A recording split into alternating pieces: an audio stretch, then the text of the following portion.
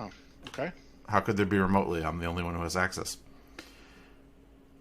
This is the Android Buffet Podcast, episode number 536, recorded Thursday, April 29th, 2021, in 5, 4, 3, 2, and 1.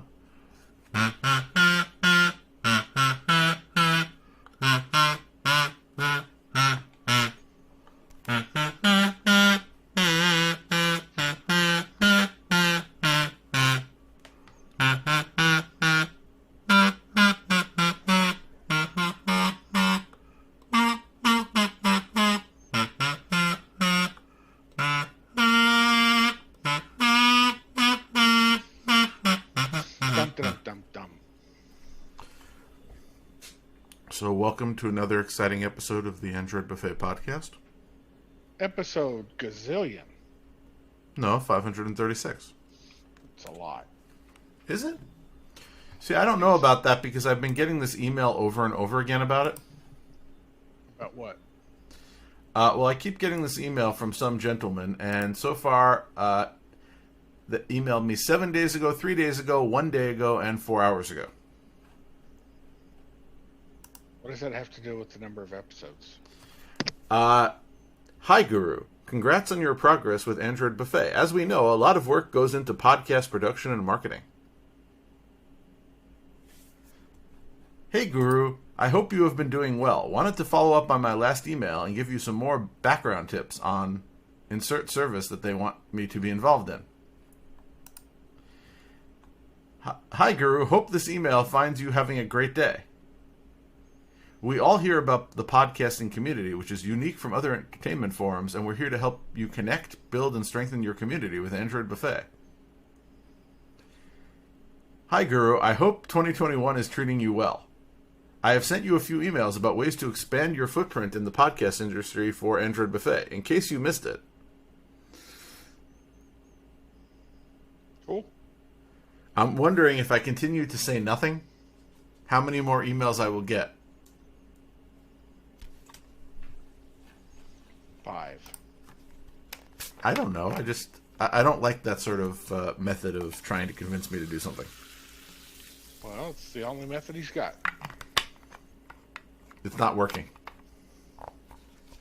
Well, if he wasn't, you're not going to, you haven't said yes yet. But if he doesn't keep trying, you're never going to say yes. I suppose. So did you do any exciting things this week of a Android-y or a home automation-y flavor? I tried. Well, I have a new studio. Really? Yes, I mentioned this. Yes. For sound retention reasons of various natures, I now am sealed off here where I am doing my recording. Ooh. I now have a door. That sounds like fun. Yes. And because it is now a door and the light switch is on the other side of the room, I just installed a battery-operated Z-Wave switch. Ooh. So the plan is that I would be able to press the button and it would trigger in Home Assistant the turning on of lights that are not physically wired to it.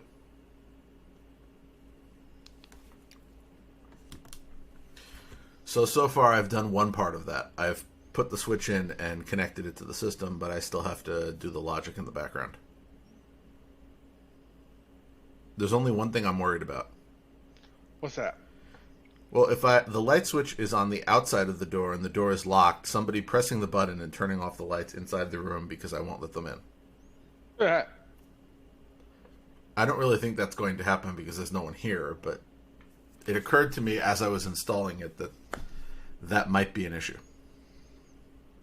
Really? Yes. All right.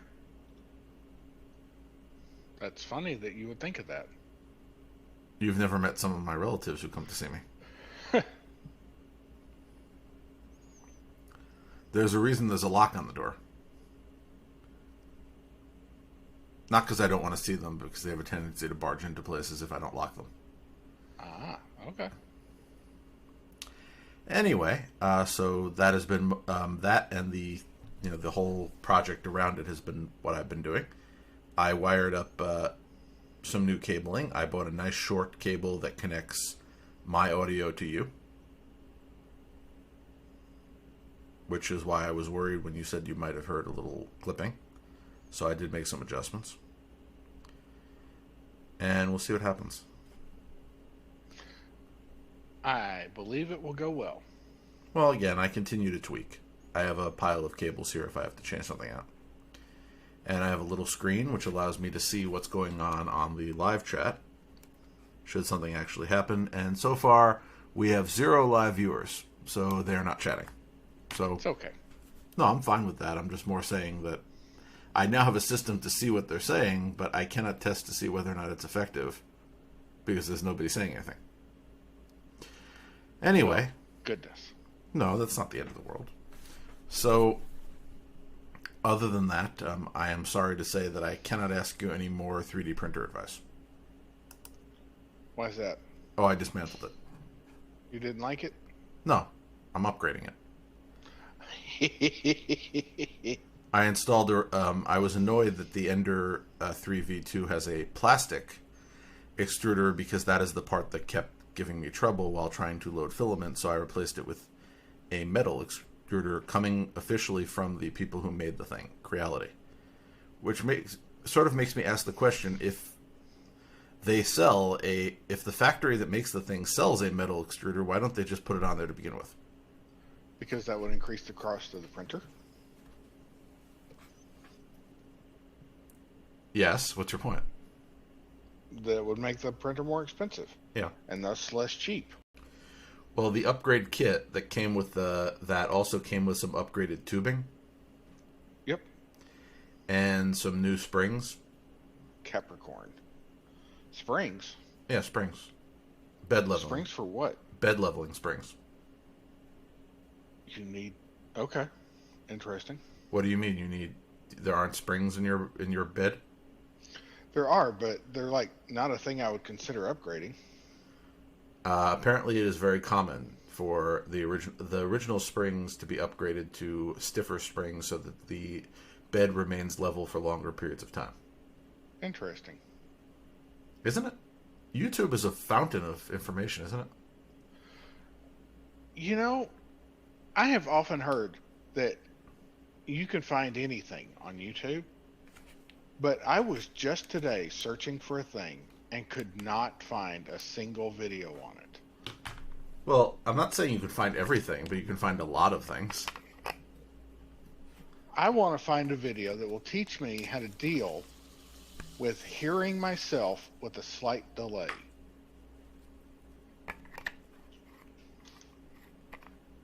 You know what I mean? When you turn on your mic monitor, but there's a slight delay. There are ways to deal with that. How do you learn to... I end up pausing while I wait for my last word to finish, or what?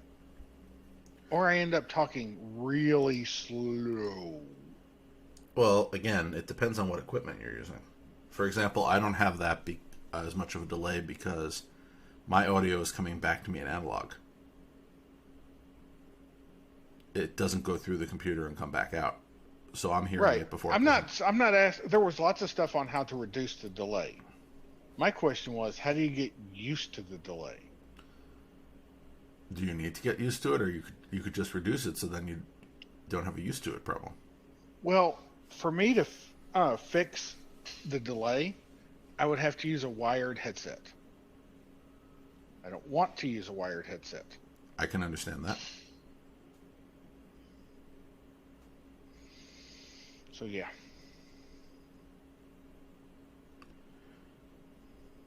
I'm sorry. It's okay. But YouTube did tell me about bed leveling springs and other things. I'm only worried that I didn't install the tube correctly because I haven't had time to actually finish the upgrade. Because I haven't made a place to actually put the printer once I'm done with it. Again, because of the other stuff going on in the room. How do you... I don't think you can install that tube wrong.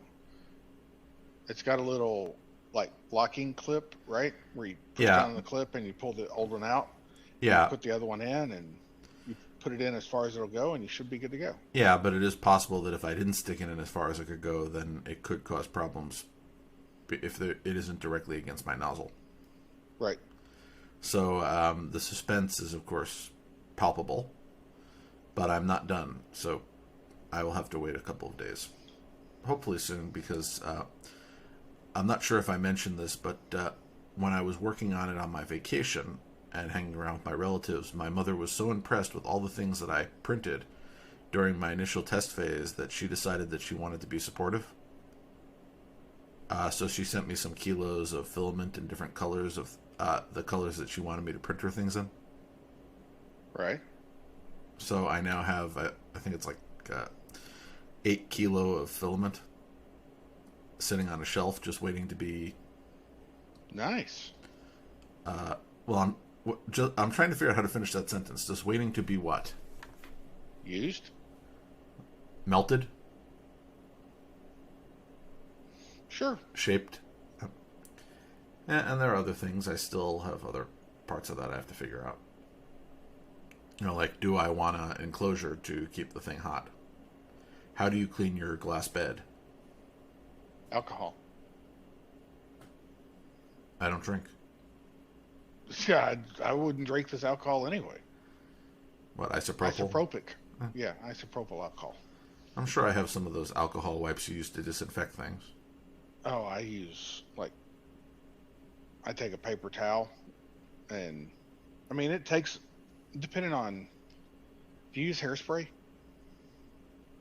No. Oh. Although I am excited. As of sunset tonight, I can actually cut my hair. Cool. I've been waiting for that.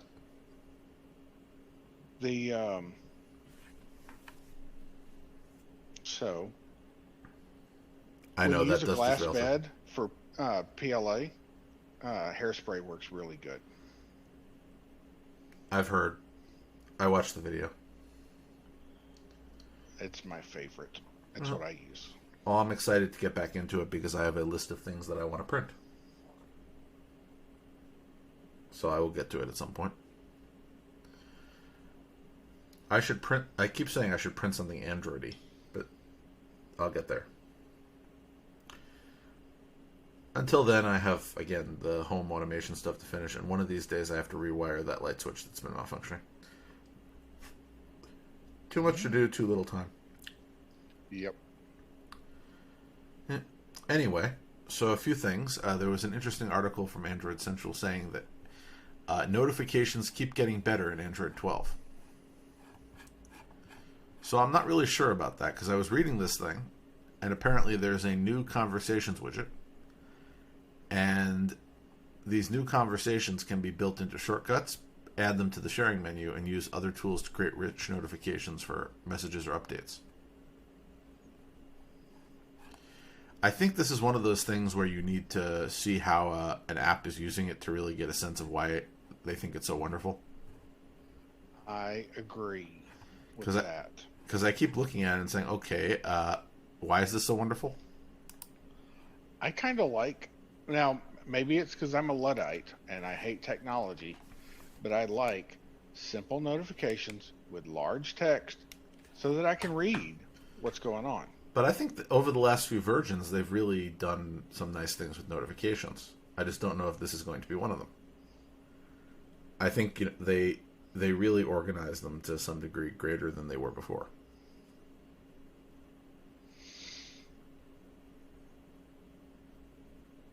That's true.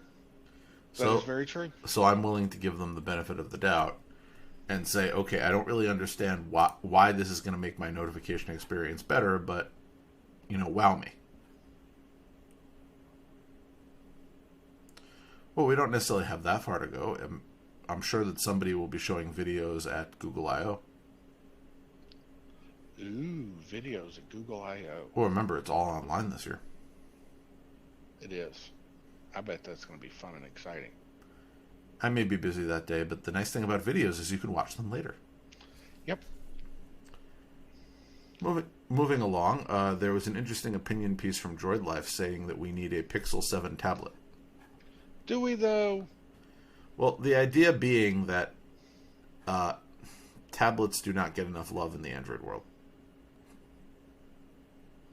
Well, a 7-inch tablet is not much bigger than a, a phone nowadays. Well, the idea of a 7-inch tablet would sort of be that this is the device that would encourage developers to work on sizing their apps for the tablet experience. That's sort of the the basic idea. Not only that, there are people who like that, and nowadays, if you've noticed, we had this where the phones got progressively larger, and then we had where they got slightly smaller, and they've sort of stabilized. Right, I think they're at a good size, which is about 6 inches. So a 7-inch tablet is, eh. Well, again, I still think that Google should try to do something about the tablet market, the same way that I think they should give some love to the watch market. Well, I think the tablet market is at 10 inches. It's not at 7 inches. I still would like to see a Pixel tablet of any size. Okay, fair enough. I would like to see them put some attention to this. And this is another one I like. Your next Android TV set-top box could double as a smart speaker.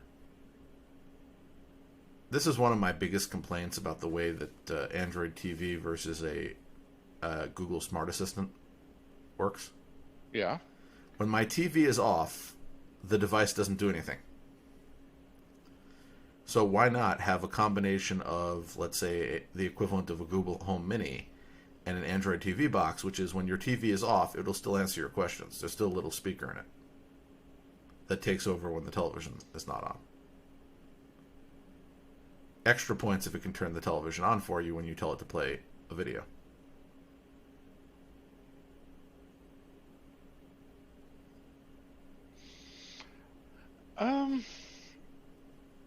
I don't know. Yeah. Why do I need two devices? True. Why can my digital assistant control my television and work with it, and simultaneously work when the television's off? I think that's actually a very good thing. And here's one to help both of us. Google Assistant is going to get better at understanding context and pronouncing names. Has the Google Assistant ever called you Jeer? No. So it knows how to pronounce Jerry, or you just have it misspelled so that it knows what it's talking about? Because I've done that a few times. I don't think I've ever heard it say my name. Have you tried saying, hey, insert name here, who am I? Yes. And does it know who you are? I was being Jeremiah. Okay. But I have this problem in a different context. I have one of those cordless caller ID phones. And it's hilarious to hear what it says sometimes. Not that I get many phone calls anymore, but it gets it wrong regularly.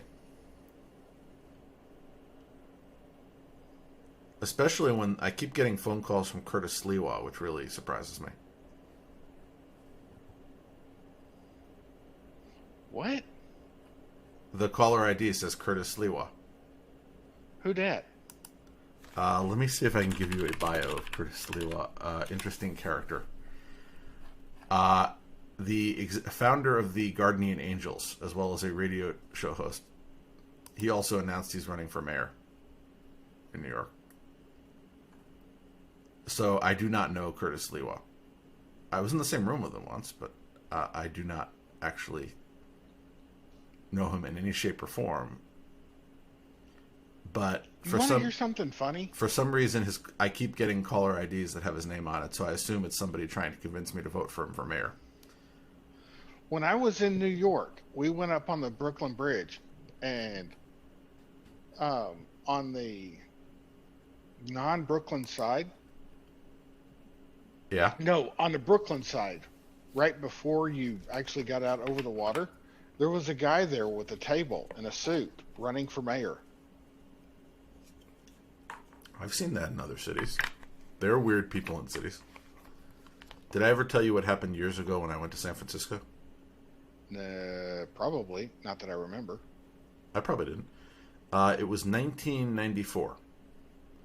And it was my first visit to San Francisco. I have subsequently been there since then. But there was a man holding up a sign asking for money.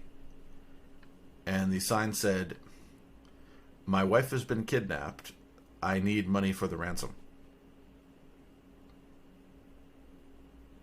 Which I thought was interesting, because that's not what you usually see on signs when people are asking you for money. So it struck me that there are a lot of interesting people when you walk around. In every city. Yes. And sometimes you sort of question what they are up to. And I am still to this day, many years later, questioning, was that person's wife actually kidnapped? Did that person actually have a wife? Because you can never really know for sure, can you? Well, that's sort of the problem sometimes with giving money to random people. I would love to help random people, but I sort of worry about it. But then if you decide to give money to, let's say, an organized charity, then you get into the problem of overhead. Do you know that they're using your money responsibly, or let's say that it's being manipulated by executives who are using it for purposes other than what it was intended for. So essentially,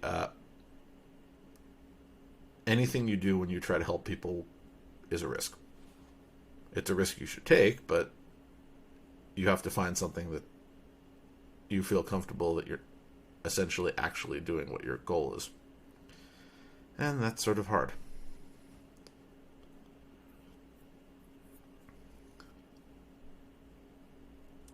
Anyway, so back to the problem here. Since we got slightly off of what I was saying, there are many names that Google will mispronounce. And now apparently you can teach it how to pronounce it and let it remember your pronunciation. That's straight awesome. Yeah. And there are some improvements in context, so they essentially rebuilt their models using new learning technology.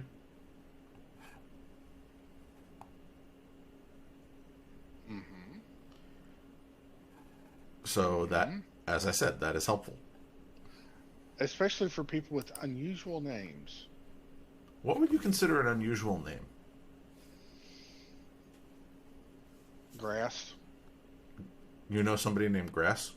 No, but if I did, I would consider it an unusual name. Okay, I'll give you that. If you're Peanut excited... butter. If there was somebody named Peanut Butter, that would be odd. I like peanut butter.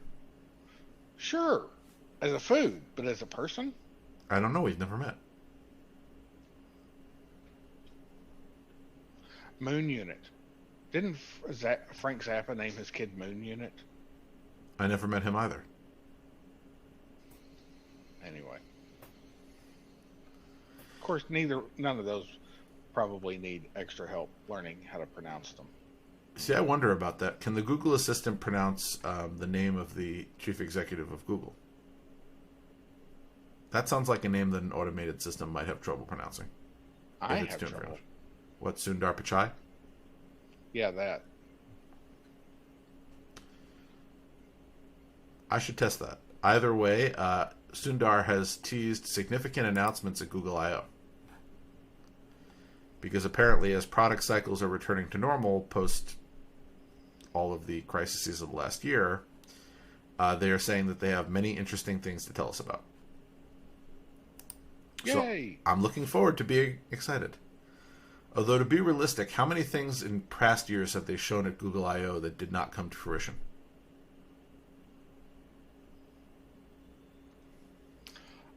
Lots, because that's kind of its point. Well, I'm just thinking of some of the ones that I would have liked. Wasn't there that one where you could digitally remove fences from pictures? If you took a picture through a fence? That would be cool. I'm almost positive this was a demo at Google I/O. Anyway, you get the idea of what I'm talking about. There are things that just don't happen. There are also things that happen that they kill a year later. Equally disappointing. If you are excited about apps, apparently the Gboard update will make it easier to access multiple Clipboard items at once. Ooh. So both of us commented that we like the feature where when you copy something to the clipboard, it appears in Gboard where the suggestions usually appear. Oh, absolutely. Yes, yes, yes. Apparently now you'll be able to see multiple clipboard Oh, items in there. no. I'm sure you can turn it off. I hope so. And of course, everyone's favorite app, the Google Clock app, has hit 1 billion downloads. Ha! Who downloads that? People who want a reliable clock. I mean, I have it, but I didn't download it. Well, you did when it got updated. Did I? I assume so. You don't update your apps? Why would you assume that? When apps get... When it tells you, would you like to update this app, you don't update this app? Often I do, but I can't ever remember. I mean, that doesn't mean it didn't happen, so... Now, I do like the Google Clock app, but I did switch over to Sleep as Android because it integrates with my phaser. And MQTT, by the way. Your phaser? You have a phaser? We've talked about this before. Like a ray gun? No, a sleep phaser. Oh. Remember Bulgarian Yeah. post office? There was a whole... Yep. Yeah. Now I remember. The only thing I regret about that experience... Actually, there are two things now. I regret about the experience ordering something from there to Bulgaria on the theory that it would get there more effectively. Because apparently they have a drop shipping site in the United States.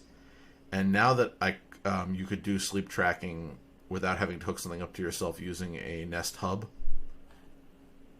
which because that does not have a camera, I might have considered that if it had been available as an idea at the time. But again, technology always marches on. As soon as you buy something, it becomes obsolete. Isn't that what they say? Yep. You know, your car loses money the moment it drives off the factory floor. Yep. Or the lot, but yep. Yeah. Either way, when it comes to back to clocks, Sleep as Android, with or without any accessories, has a lot of obsessive features I've talked about. And I am using the MQTT feature to tell Home Assistant that I'm going to bed.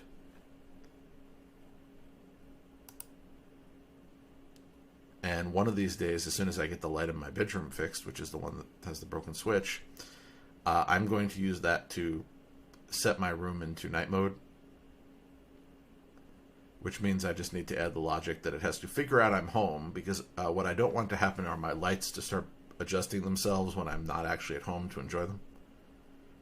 So I need, if I'm at home, and I say that I'm sleeping using my phone, then to set all the lights in the house to night mode. And then when I stop sleeping, to set all it to whatever configuration I want when I wake up.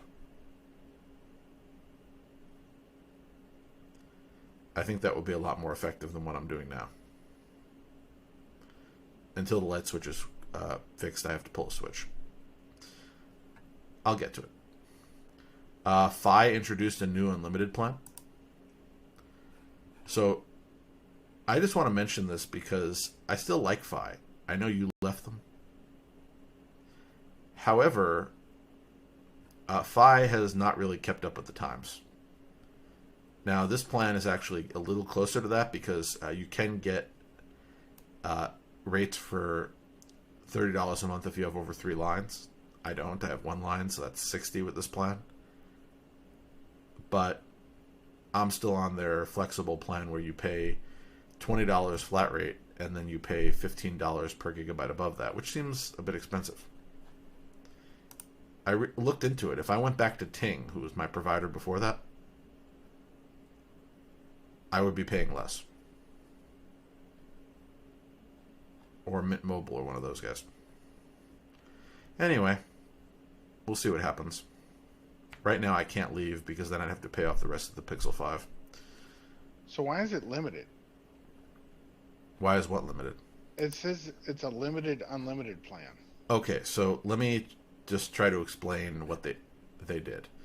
So, this is the Simply Unlimited plan, which is a complement to their unlimited plan. So there are some features of this plan that are not the same as their older plan. So they didn't lower the price on their unlimited plan. What they did was this unlimited plan has just the essentials. So it includes unlimited calls and texts in the U.S. plus unlimited texting in the U.S., Canada, and Mexico. However, it does omit the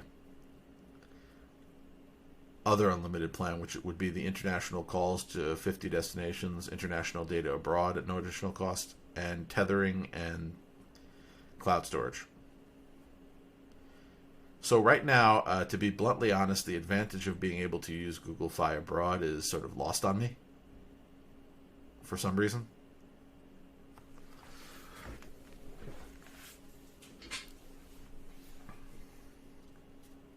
So I don't know. I'm sure it'll come back. The usefulness of no, I don't know how. Well, a lot of times I went places for work reasons or for other reasons. I don't know how soon that's going to come back. I think people are getting used to not going as many places. I maybe went places internationally on behalf of my employer like once or twice a year.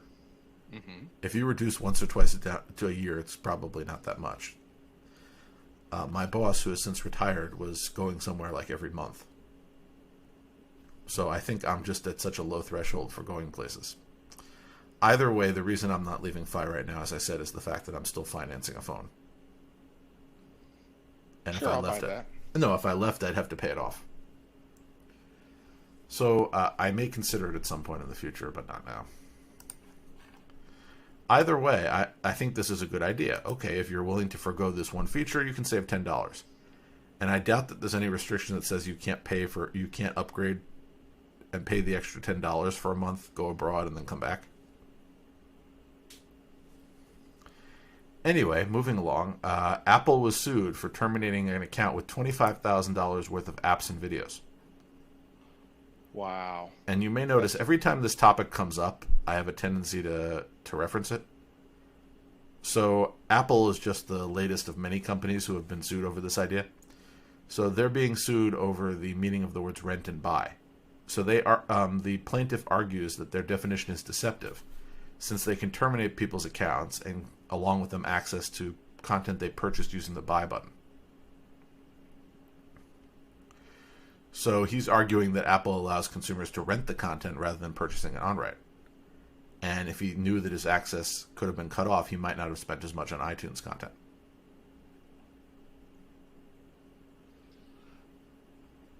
So the argument is that you could restrict people from buying future things.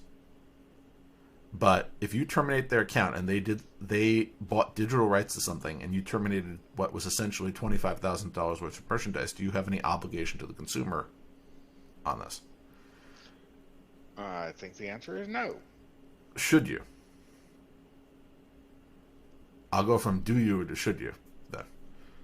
Do you think that is a just thing to say that we've given you access to it, but we could decide at any time that you don't have that anymore? At our sole discretion. So there's two levels to this, right? There's the should a company do that? And I'm going to go with no.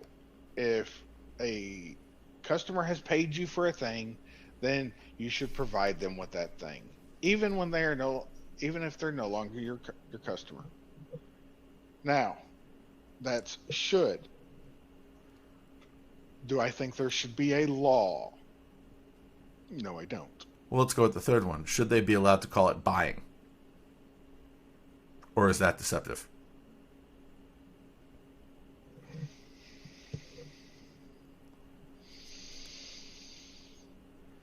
So Apple's... I don't think anybody has a reasonable expectation of permanency when you are buying, quote, buying media that you don't possess. Yeah, and to be honest about it, that's why I buy a lot of physical media still. Not everything, but I do buy a lot of physical media. I rip it and keep it on my own server. Sure, and at that point, you have a reasonable expectation of permanent access.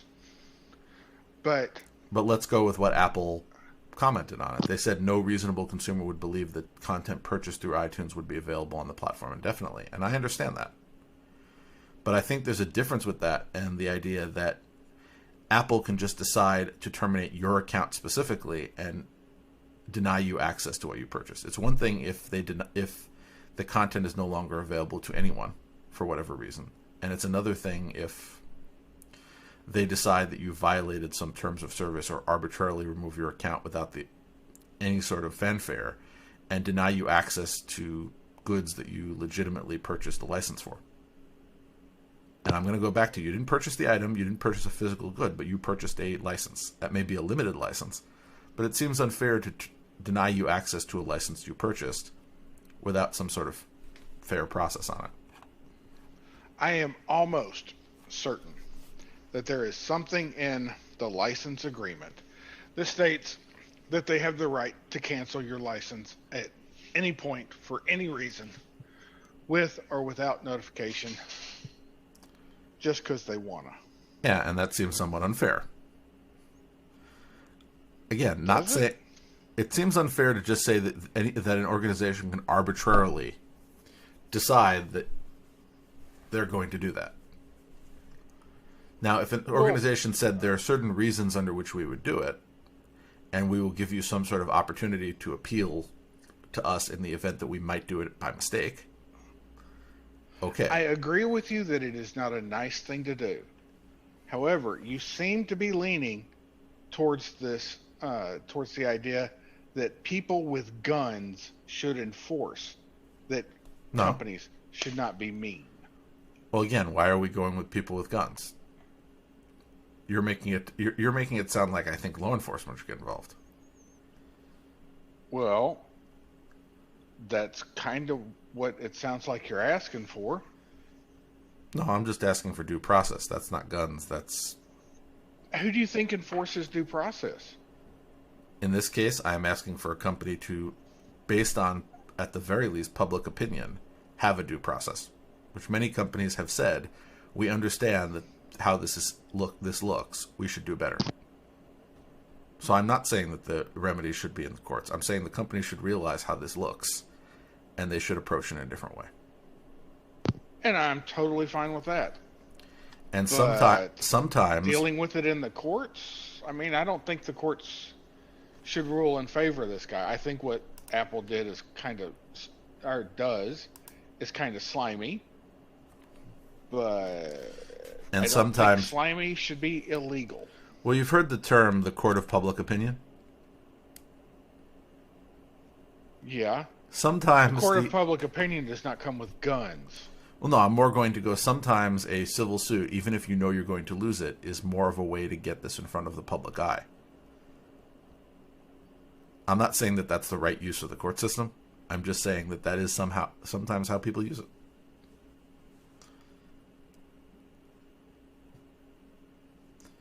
So if we get more attention on a matter like this and a company decides that they're going to approach it differently, as a result, I can't say that that's a bad thing. I can say that I don't think necessarily the court should be used in order to push things in a public forum, but that's, again, sometimes you can't argue with results if they happen. That's true. Yeah. And as I told somebody earlier today in a completely different context, I am very keenly aware of how messed up the world is. And as much as other people tell me that I should just accept that the world is messed up, I really don't want to accept it. I understand intellectually I probably need to, because I'm not going to be able to change all of the things that are messed up in the world. But I really just don't want to accept it. I feel like if I accept all of these things that are wrong around me, then somehow I've lost.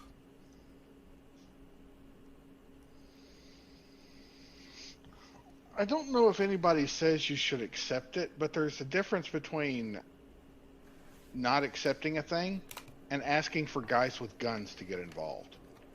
And when I say guys with guns, I do mean the government.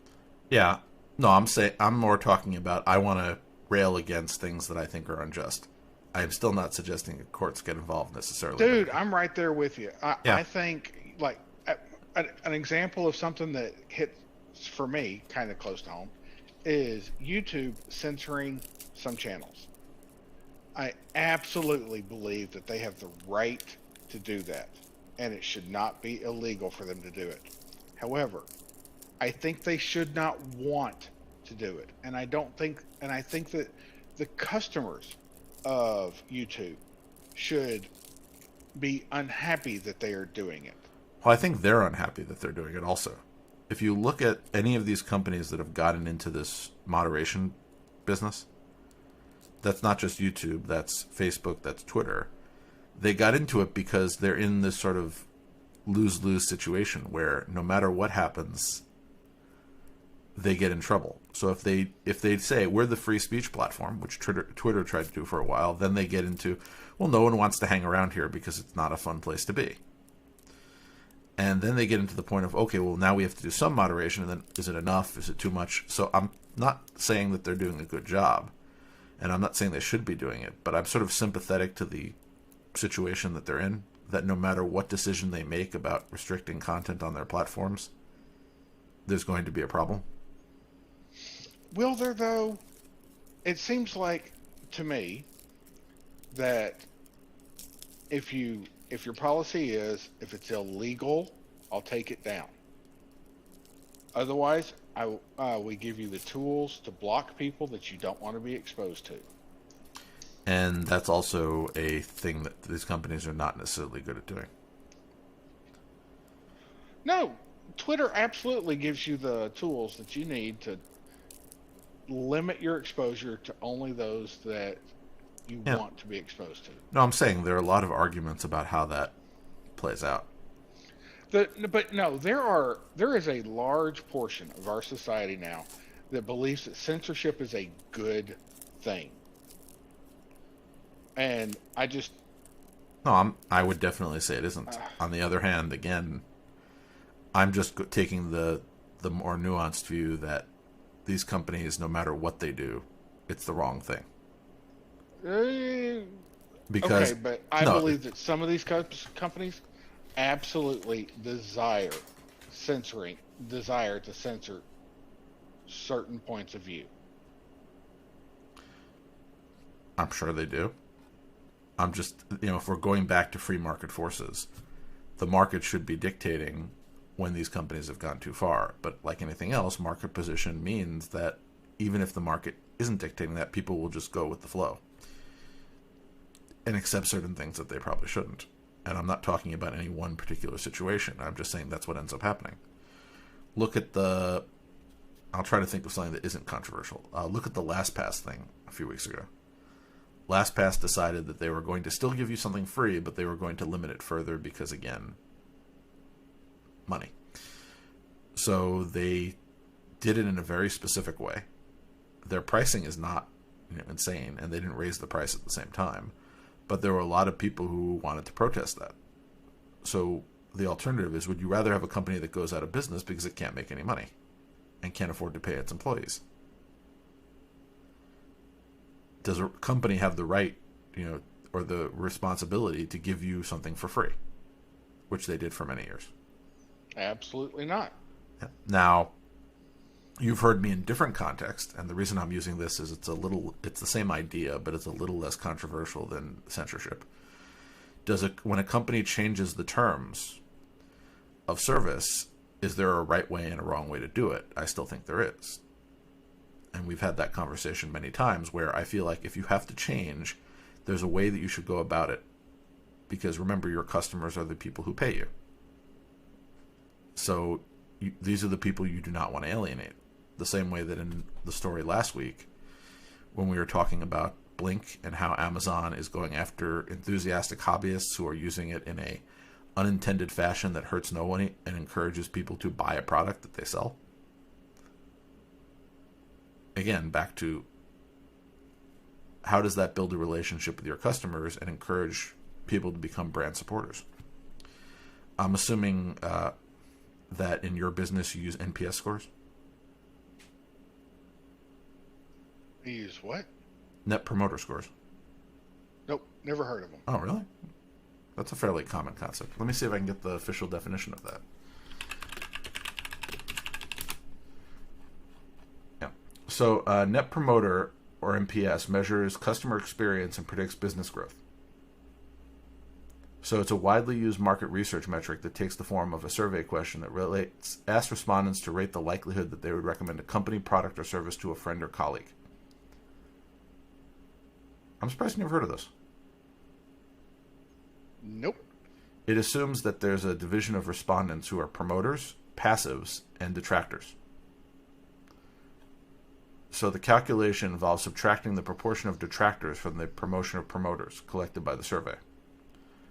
And the result is expressed as an integer. And you've probably answered a question that's trying to get to this, which would be, how likely would you be to recommend blank? Yeah. So that's a question that's often used to calculate a net promoter score.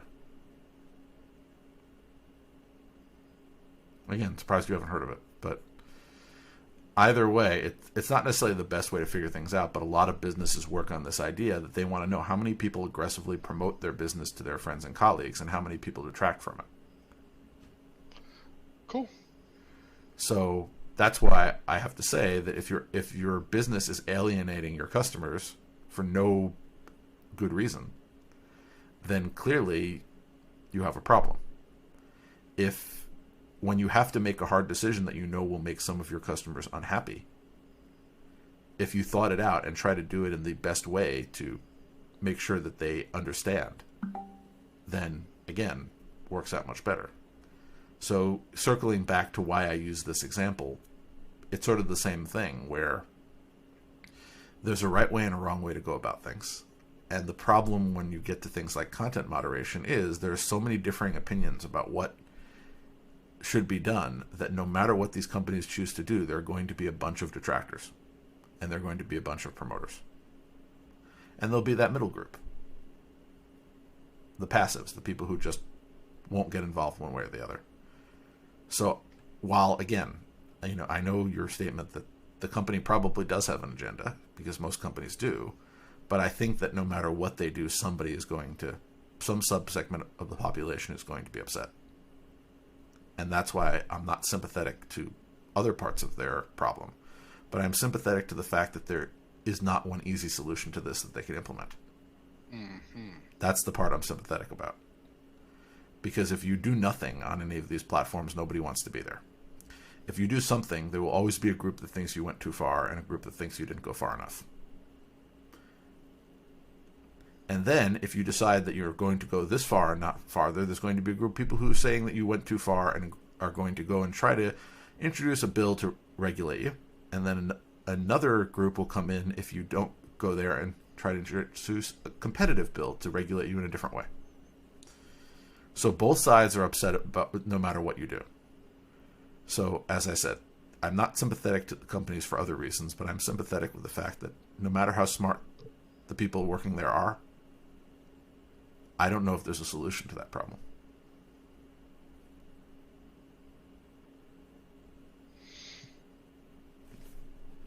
Okay. And again, we'll just disagree. Well, are we disagreeing, or are we just...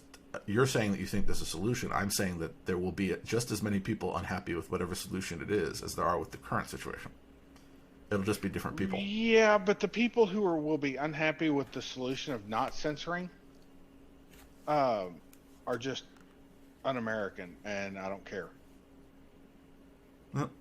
Well, we will see what happens in the future. Either way, the world is a difficult place. And one final story, since we are talking about difficult things, Michael Collins has passed away. He was the pilot of the Apollo 11 lunar module. Goodness. Now, what that essentially means is only 10 of the 24 humans who have gone into deep space remain alive. That would currently leave Buzz Aldrin, Bill Anders, Frank Borman, Charlie Duke, Frank Hayes, Jim Lovell, Ken Mattingly, Harrison Schmitt, David Scott, and Tom Stafford. How do you define deep space? Beyond orbit. So that like to the moon and back. Yes. Well, again, if you just went into orbit, we're back to a lot more people. So these are basically people that went to the moon, or at least general vicinity of the moon. Yeah. Essentially, which is, to be fair, pretty deep space, because the moon is pretty far away. I Yeah, mean, like and relatively. remember, we haven't gone anywhere but lower Earth orbits in decades. That is why there aren't that many people who've done it. Yeah. And again, all of whatever you can say, space is a hard problem to solve, and for many years there hasn't been a will to try something new there. That's true. In the last few years, there has been a renewed interest, and I hope that that results in something new and exciting happening. Not that just going to space isn't an exciting idea, just the new developments, because again, we've pretty much just been doing the same thing since the 70s. I think it's time for us to do more. Let's go to Mars, yo. Would you? Me? No. Okay. I'm sure the internet sucks there. Of course it does. I can't get high speed on the planet in some places. I'm reasonably certain they'd have trouble figuring out high speed internet in space. Exactly. Satellite internet is always a horrible thing. I wonder how fast the internet is on the space station. That at least isn't a fixed location. I'll have to look that up. How fast is the International Space Station's internet? I bet it's not fast. No, but they do have internet. Oh, here we are. The ISS now has better internet than most of us after its last upgrade. Okay. That doesn't really say much. 600 megabits per second. Oh, that's pretty cool. Wonder what latency is. I'm not sure. But the idea is, it is in a place where it's not moving. Whereas if you were on a spaceship heading towards Mars, you would be in motion. That's a much harder problem. And then once you get there, that's a much bigger distance. Yeah, could you imagine your ping times? Goodness. Well, I think that I'm not necessarily the person that NASA is looking for in their future space endeavors. So I'm probably safe.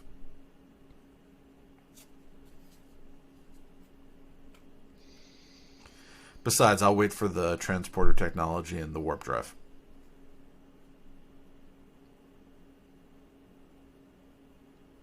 Cool. That's coming any day now, right? Well, I think we're going to have instantaneous internet first. Because before we can transfer matter faster than light, we're going to have to be able to transfer information faster than light. Yeah, but you also have a few other technical problems. The sheer amount of data that a person comprises is a storage issue as well.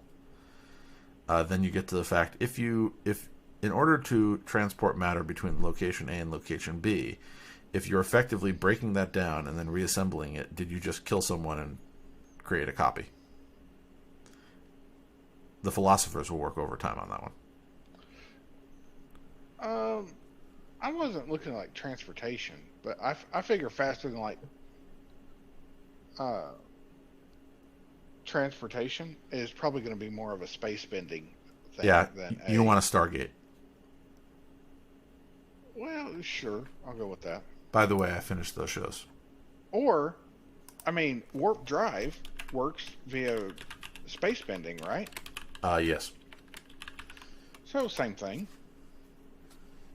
Yes, I remember the really interesting explanation of how warp drive works that actually used the Starfleet symbol as an explanation. Interesting. Yeah. I have my moments. By the way, Stargate Universe's end was very disappointing. I probably won't watch that again for another decade or two. Yep. I hate cliffhangers that never resolve. Yep. There are too many of And those it when was they just cancel a a show. boring show to watch. Well, I understand what they were trying to accomplish. I do too. But, all of the flashbacks that lasted so long. Come on.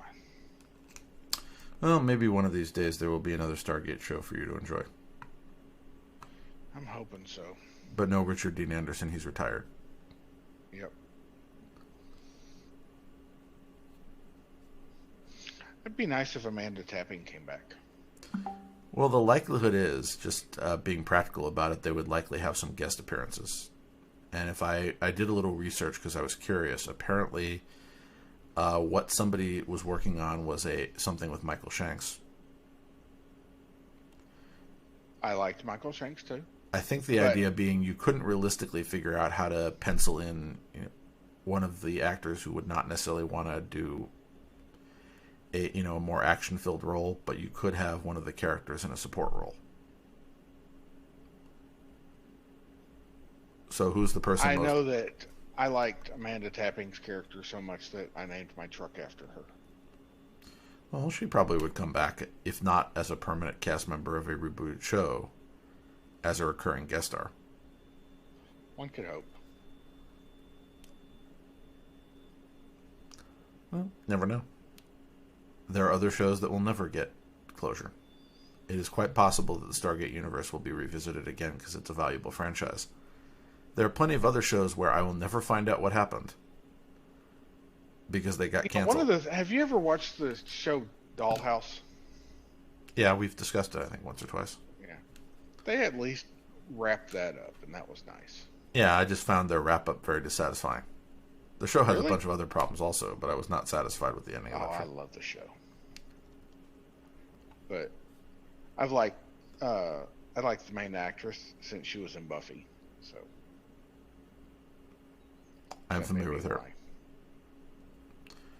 But other than getting into some of the other problems with the show, otherwise, again, I felt like the ending of that show really didn't seem to be related to the overall theme of the show.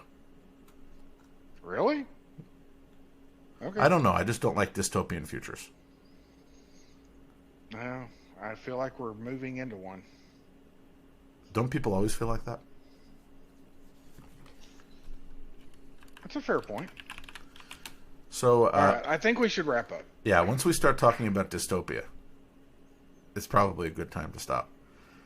So, next week I will probably tell you whether or not any of the things I'm working on bore fruit, such as the buttons by my door, or I actually finished putting in the new springs on the printer and recalibrating it and actually worked, or it spit filament all over the place and I'm depressed. One of those things. Spaghetti. Right? Oh, I make spaghetti. No, filament spaghetti. Yeah, I don't like that very much. Octopi has Octoprint has a spaghetti detector. That sounds like something that's worth installing, though. Well, no, I have a Pi sitting around, and I have a Pi camera, and I was going to hook it in, but I figured I should actually master using the printer before I start going and adding in Octoprint and all that. So I figured there were other... but once you start using your printer, being able to do it wirelessly is much easier than trying to pull a card out. Than walking over an SD card and putting it in. Oh yeah. Yeah, I've just had bad luck with the Pi longevity, as you know. I've had because of the SD card, I've had some problems there. Sure. I've been saying for how long that I thought keep being surprised that not that the Pi doesn't still support SD card booting. It should always, because that's a very inexpensive way to run it. It should have a port on it so that you could add in some nice, more reliable onboard memory. Yep. Like eMMC. And boot from it, because you can add SD drives now. I mean, I even saw NVMe drive hat. That's what I'm saying. I'm saying that it wasn't bootable from it. They should make something that allows you to fix the fact that the most fragile thing on a Pi is the storage. And it surprises me that can't be an optional feature. Anyway, you never know what the future will hold. So until next week. Until next week. When we will once again repeat this exercise of talking about all the things we talk about. Because that's the thing we do. Yes, every week for 537 episodes. That's crazy talk. Yeah. That guy who keeps emailing me is really impressed if he's a real person. All right. Bye, folks. Y'all have a good week.